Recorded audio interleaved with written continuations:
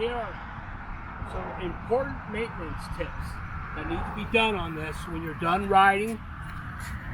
Unscrew this air filter cover. Remove it. Gonna have some grass and debris in there, so just bump it off.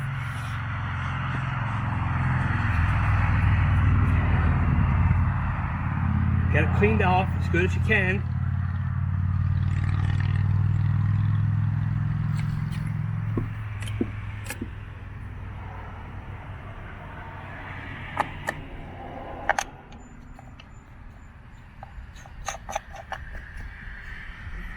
Make sure it's snug.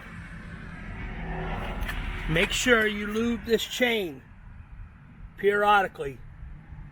You know, it's going to dry out after a while, and you're going to have to keep it lubed. Other than that, everything else is pretty straightforward. Check the bolts and nuts every once in a while. Make sure there's air in the tires. And you're pretty much ready to go.